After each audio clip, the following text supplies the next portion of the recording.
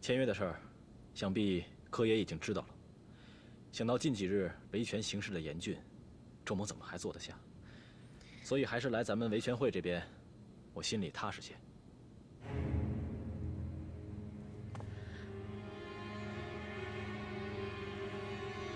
那这位是？这位啊，是易新天，四川通省大学堂的学生，是同盟会指派给我的。现在呢，是我的秘书。好一个意气勃发的少年啊！行吧，那三位，这边请。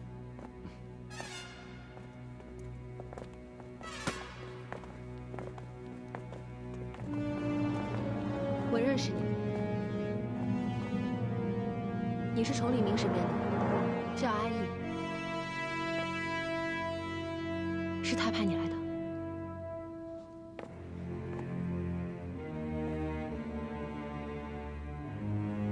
你放心，我是不会说出你的身份的。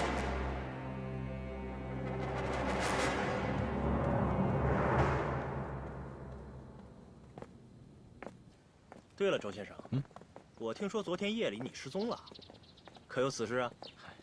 只是去办了些正事而已。哦，那是何正事啊？不过是与维权有关的琐事罢了。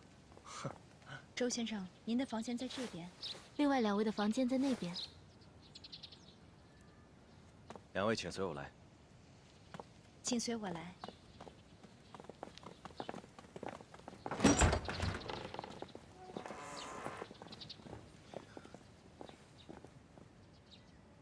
姐，易新天那小子，他从哪儿冒出来的？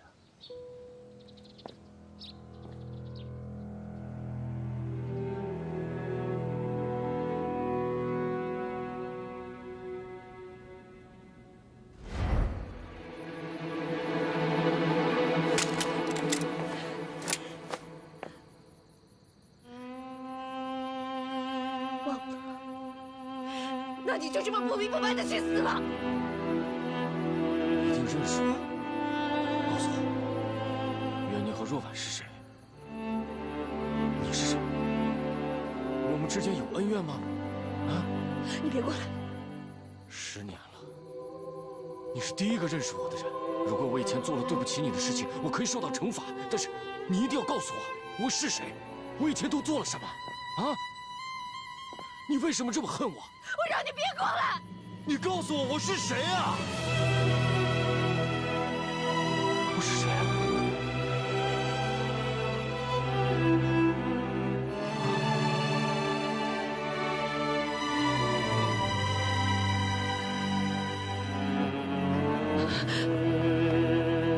我到底是谁？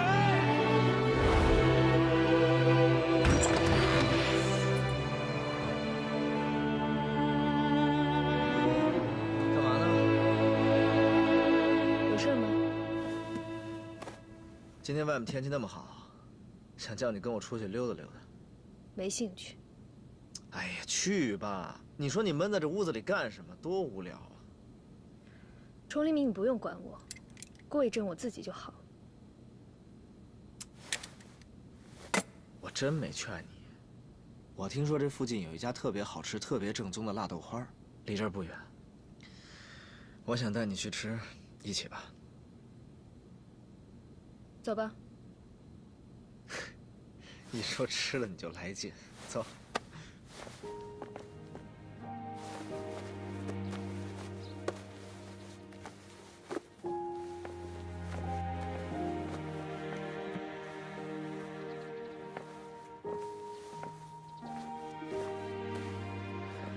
玉冰姑娘，麻烦你了，多谢。不客气，周先生，这是我应该做的。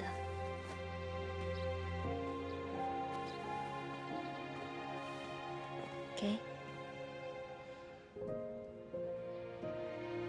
这是我们老家有个习俗，男子外出时要给他准备一个葫芦随身携带。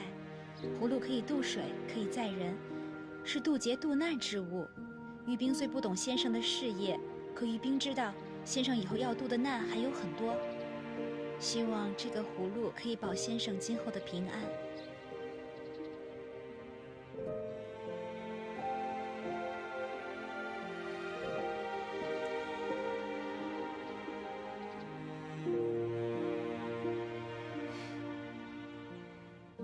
多谢姑娘。能为先生这样的人担心，是玉冰的福分。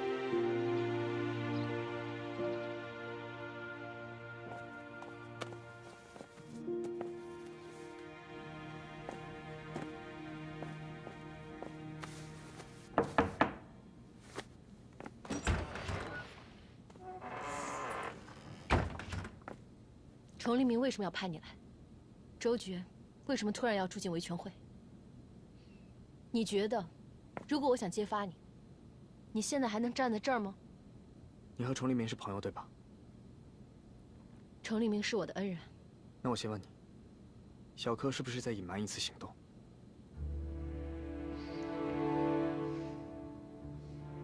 你不回答，那就是默认了。2天以后签约已成定局，450万的古金马上就要化为乌有。小柯也是被逼的没有办法。那你呢？你也希望看到维权会的人参与行动，受到伤亡吗？我当然不想。这次我跟周先生来，就是来阻止他们的。不可能，已经来不及了。大家已经下定决心了。难道周先生会有什么回天之术吗？钱大人已经答应周先生，不会签约。钱大人不仅答应了周先生，还答应了燕世凡。为什么？这可是对抗朝廷。你相信楚立明吗？他说过要放你和你弟弟走，他做到了。他也说过要帮我报仇，他也做到了。这次他让我来告诉你，钱大人不会签约。你相信他吗？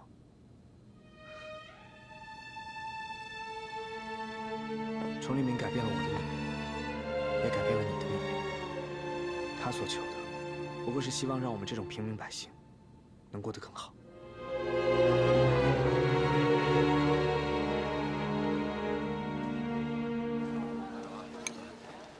自家编的。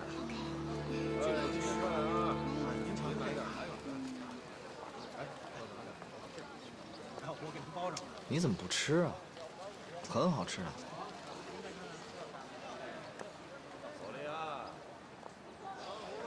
我知道你心里不痛快，你说。乾坤为什么要拒签？因为乾坤是一个为大清着想的人，他是一个好官。如果朝廷能再多几个像他这样的人就好了，可惜啊。可惜一旦拒签，他也就做不成官了。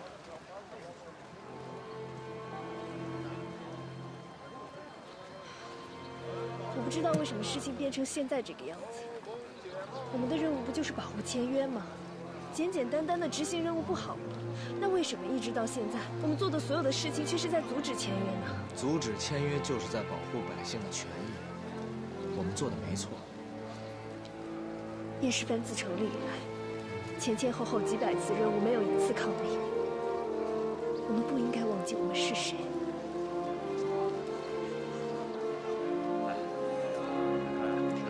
玉初，这个国家本来就不应该是这样，百姓为了活命拼命的斗争，最后呢？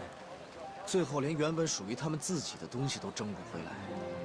都这么多天了，你心里一点触动都没有吗？没错，燕世藩历来忠于朝廷，但如果我们这次听命于朝廷，就是在激怒百姓。那百姓跟朝廷，你到底帮谁？所有的百姓都是朝廷的，我们保护的本就是朝廷的子民。帮百姓就是帮朝廷，民为帮本，本固才能帮民。玉初，解决了百姓的古今问题，这个约才能签。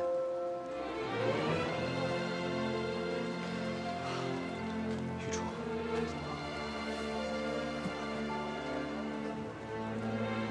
你应该相信我。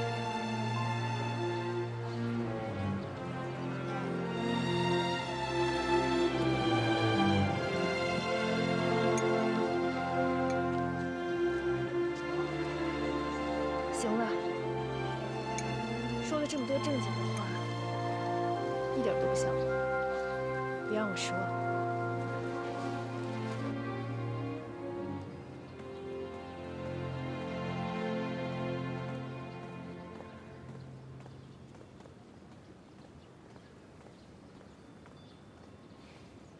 这种场景，着实是许久未见了。那是因为您一直在动荡的地方跑来跑去。其实我们革命者所求，不过如此。我自小长大的村子里，这种景象很常见，有大傻，有朋友们。我那个时候活得很开心，可谁知道一夜之间，就什么都没了。一朝一夕的安宁易，世世代代的安宁难呐。我们之所以要革旧鼎新，为的，就是更长久的安宁。您打算什么时候把钱大人的事告诉大家？时间快来不及了。我想，小柯一定会在签约之前，召开维权会动员大会，煽动大家的情绪。我打算在那个时候，把这个消息公之于众。让小柯来领导维权会，实在是太危险了。我必须取得这里的领导权。周先生、易先生，吃饭了。好。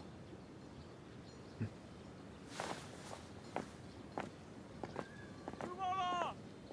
吃饭了！吃饭了！吃饭了！您来了，大傻，吃饭了！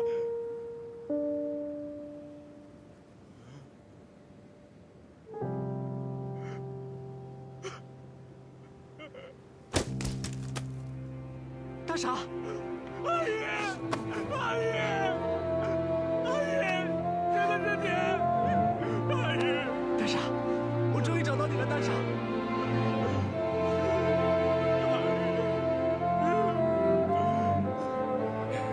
大傻，阿姨，我的阿姨别样了，别样了。大傻，你怎么会跑到这个地方来啊？你不见了，我就去找你。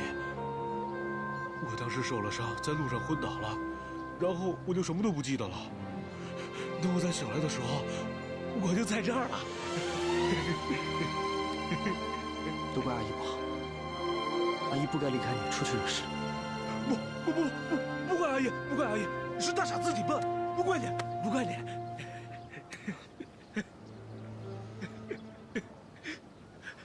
真是别样了。阿姨饿了吧？我带你去吃好吃的，走。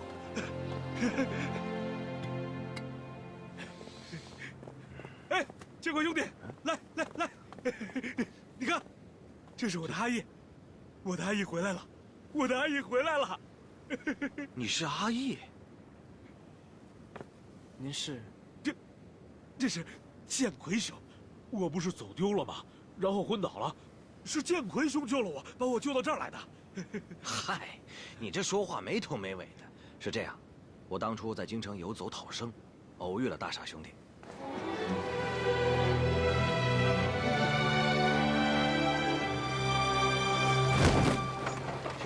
停！还有气。眼下正缺人手，我看他身板还挺硬朗的，要不试试看，就过去。好。救了他之后啊，好几天人都没醒过来。当时局势也很紧张，我打算离开京城了。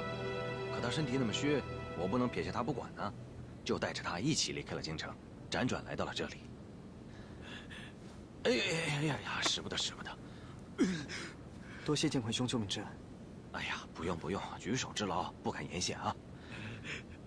哎，建奎兄，今天是个好日子，我去炒2个好菜，咱们一起喝点好不好啊？好啊，干！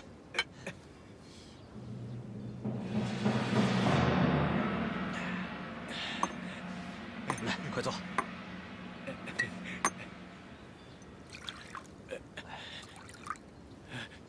吃啊！你也吃。你以前从来都吃不饱，晚上啊，肚子总是饿得咕噜咕噜叫。你吃，你多吃点。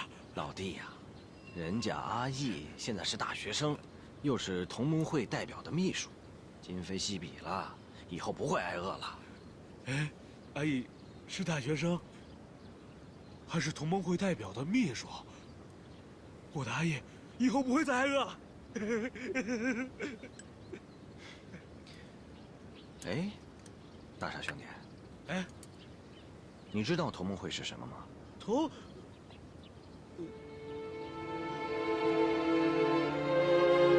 阿义，同盟会是什么呀？同盟会，简单来讲就是一个革命组织。革命组织？那你和建奎兄一样，你们都是闹革命的人呗？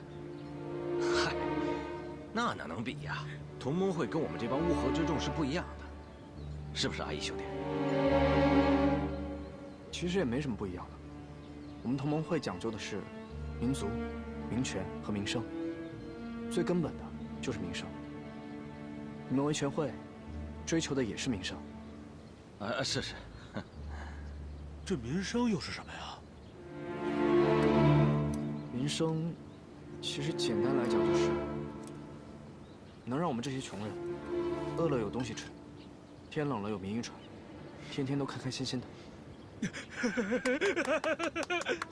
我们阿义现在干的是天大的好事啊！好，说得好，阿义兄弟，为了你的名声，我张建奎敬你。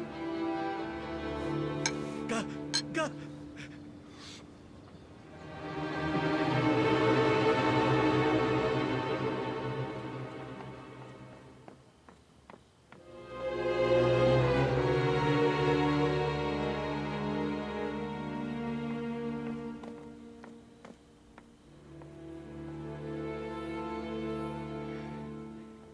最近这个风声有点紧呐。听说你们签约那时候有行动？他们顺利签约，让老子空手而归，这事儿搁谁身上都说不过去吧？要把握分寸，别死太多人，破坏签约就行。放心吧，我心里有数。这还差不多。对了，我听说周觉去了你们县衙一趟，我怎么不知道？我还以为他是去找您呢。他发现你计划了？还不止于此。难道是钱大人？这个我就不清楚了。不过这更多的消息啊，还是得依靠您曹大人才是啊。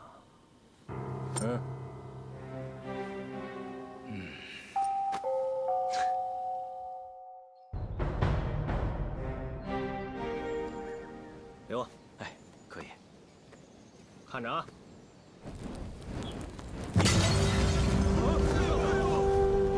威力这么大，太吓人了。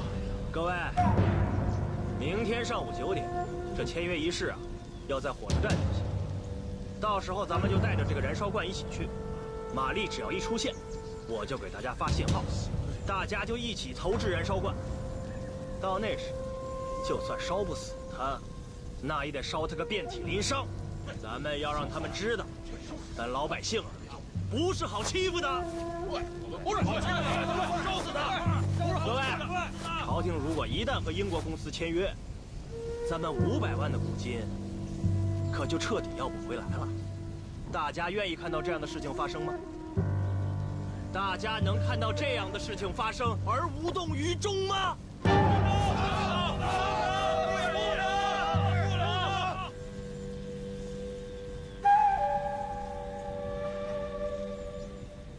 大家冷静一点，我们不用牺牲，也不用冒险，因为钱大人根本就不会跟玛丽签约。不会签约啊！周先生，你不要开玩笑了，这报纸上说的清清楚楚。是啊，是啊，这些新闻都是玛丽一手操控的。大家想想，这个玛丽已经来到咱们纳南城这么多天了。如果钱大人真的是朝廷的走狗，怎么可能拖延到现在都不签约？按你这么说，这钱大人倒成了为民着想的好官了。你说玛丽一手操控，你有什么证据吗？对啊，有什么证据啊？拿出证据来啊！拿出证据来！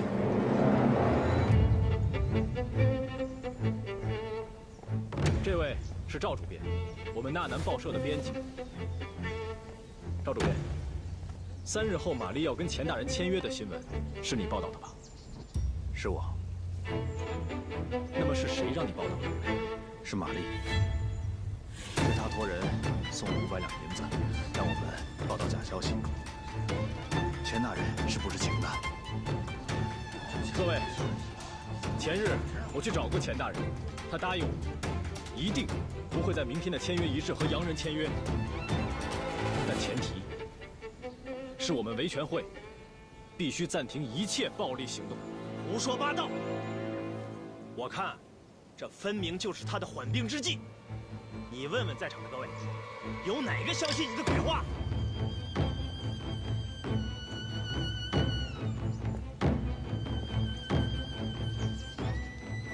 各位，几日前，你们也曾经冲击过英国铁路公司，但结果怎么样呢？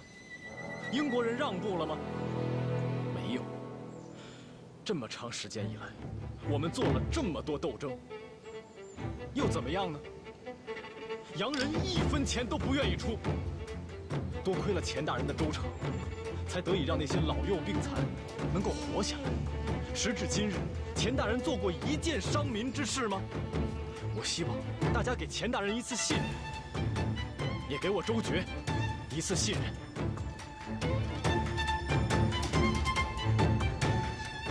周先生，我相信你。周先生，我也信任你。周先生，还有我。周先生，我信任你，我也信你，我信任你，我信任你，我也信任你。我们相信你，我信任你，我信任你，我信任你。我周爵感谢大家的信任。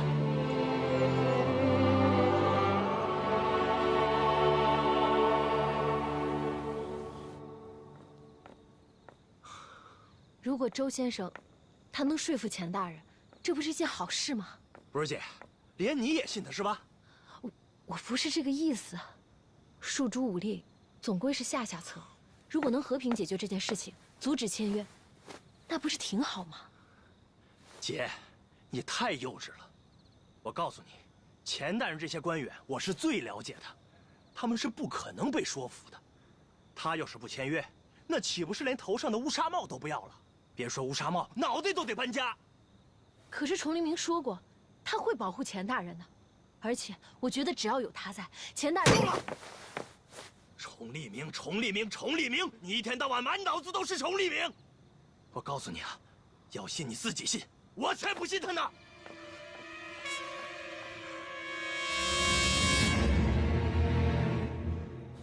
周先生，你说的有理有据，大家都心服口服。你别担心，我相信柯爷他们迟早也会想通的。恐怕要想让小柯信服，还有很长的一段路要走。但你放心，我周爵言出必行。我相信你。谢谢你。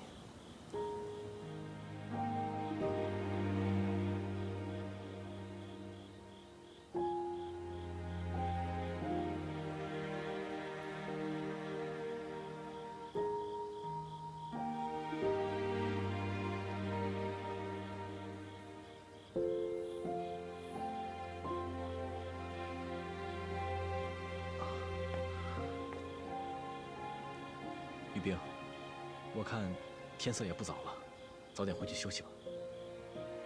嗯。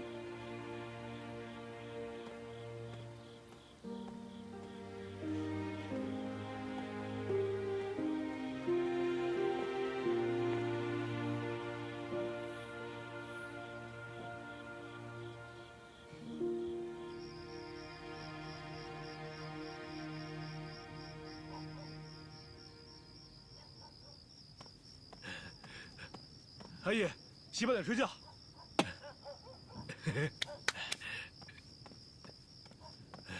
铺床。大傻，啊？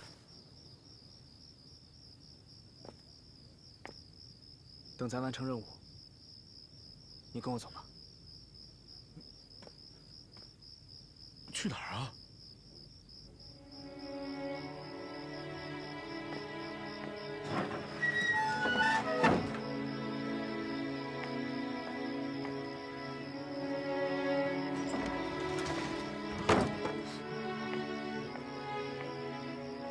其实我不是同盟会的人，我是神机营的人。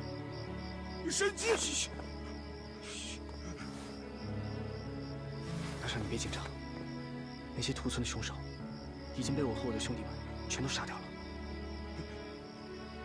都杀掉了？对，全部，一个都不剩，全都杀掉了。阿姨给大傻报仇了。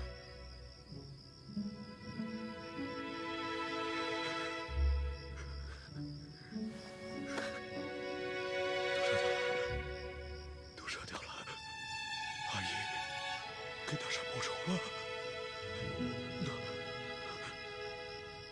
那你找到你娘了吗？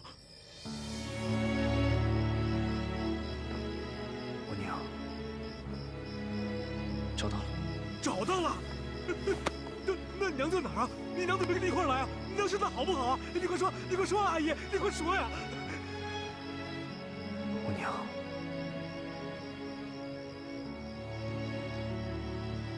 她死了。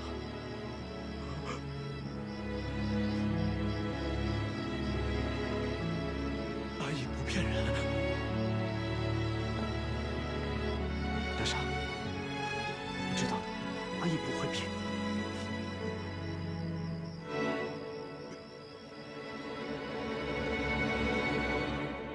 小柯，就算你干成了这一票，阻止了签约，甚至烧死了玛丽钱大人，可是你有没有想过，你以后怎么办啊？以后大不了跑呗。我就是不想让你跑。咱们俩能不能就留在这儿，安安心心的过日子呢？姐真的不想再过逃亡的日子了。可是姐，我就是咽不下这口气。你说，当初这维权会那是我牵头成立的，连总部都设在那青龙会，凭什么那姓周的一来就骑在咱脖子上指手画脚的？行，就算他说的是对的，就算他真能阻止签约，那以后这青龙会谁说了算？肯定是姓周的说了算嘛。那如果他真能带领大家和平的解决古今的问题，这维权会谁说了算重要吗？不行，我就是不能让他得逞。你就是太孩子气。想让他说了算是吧？我死了。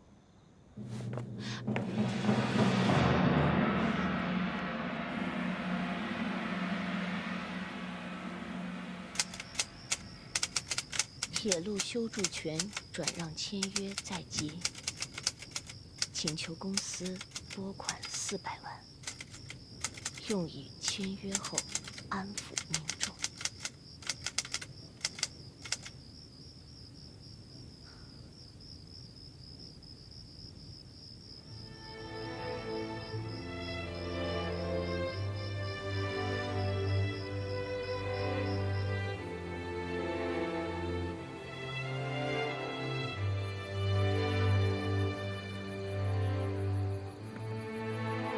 给了烟，请。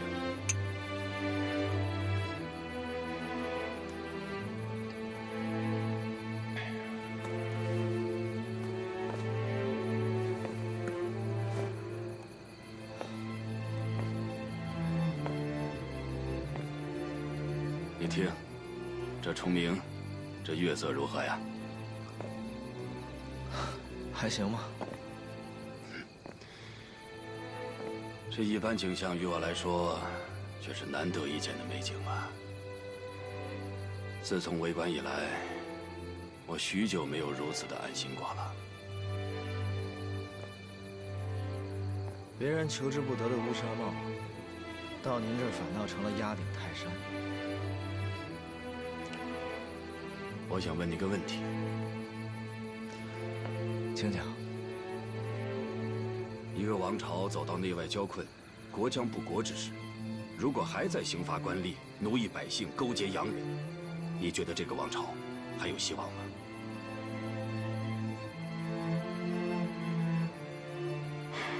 我是老人了，历代王朝的最后一班岗都是老人占的，他们走不动，跟不上，没得选。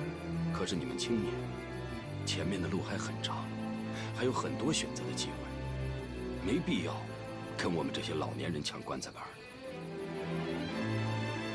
为这个王朝献身的年轻人已经够多了。您说的选择的机会是什么？希望在哪儿，你们就去哪儿便是。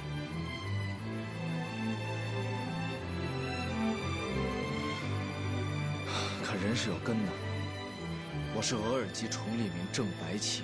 如果真到了改朝换代的那一天，一切都会被连根拔起。您是真的觉得这大清朝没有希望吗？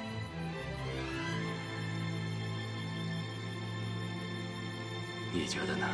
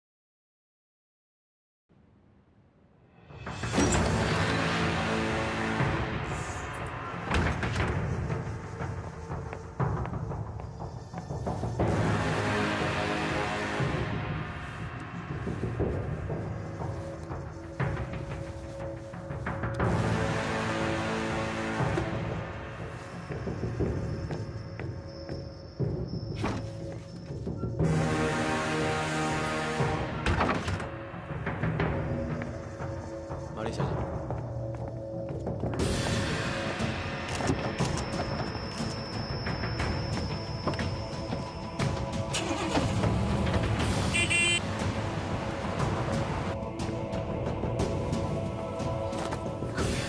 真的要去啊？我是不会让你成功的。可是周局不是说不会签约吗？他说管用吗？总之啊，我用我自己的方式，确保签约失败。可是，什么都别说了。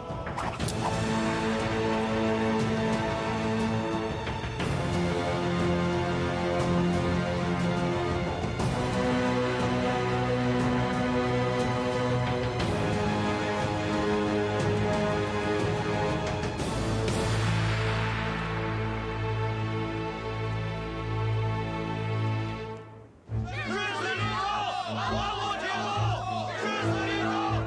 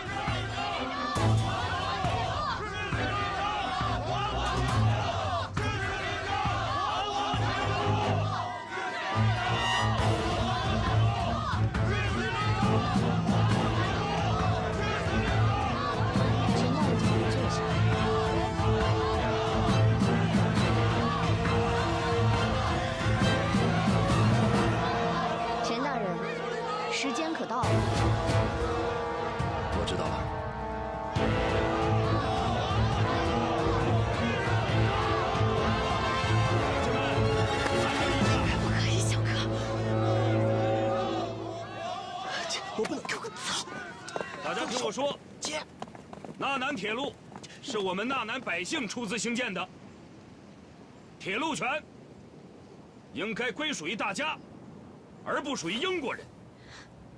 我乾坤为官一生，深知官乃百姓的官，若不能维护百姓权益，诉百姓之疾苦，这个官我宁愿不做。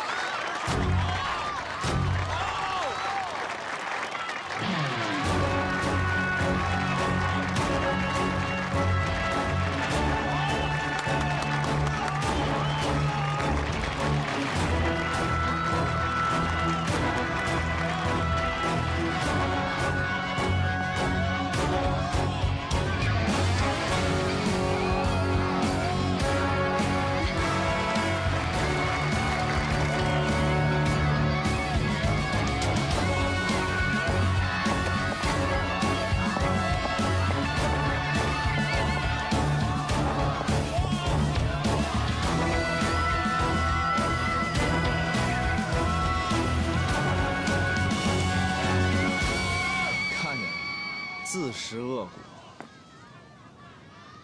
我还以为你会心疼他呢。说什么呢？心疼你我还不够呢。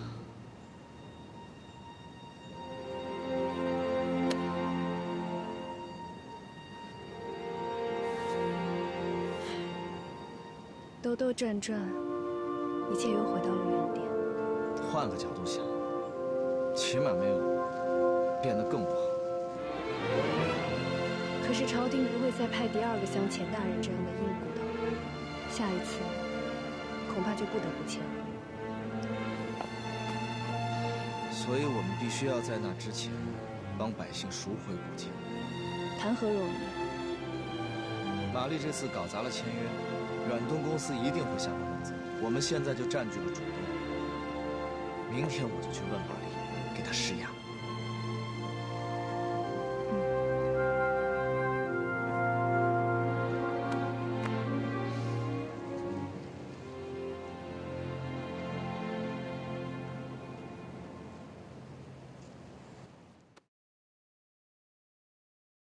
青春与腐蚀中开张，绯红的颜色，时间不曾对谁擦印，也只能经过背对命运，面对我，我懂你身不由己。拥抱停格在转身间，总有心都要赶。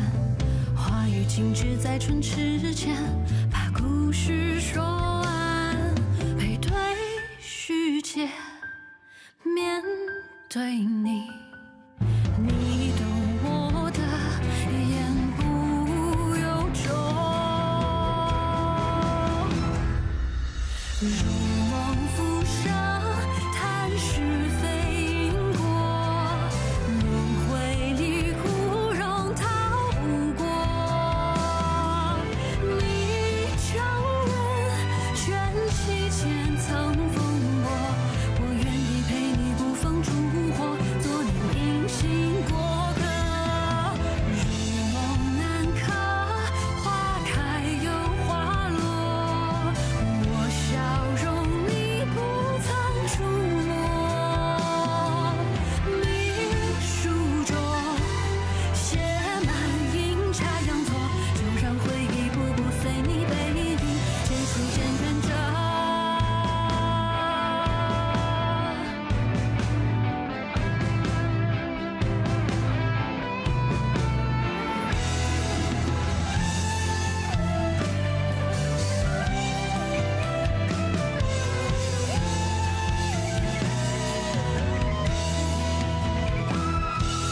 如梦初醒，若无缘寄托，被现实撕裂又缝合。我拱手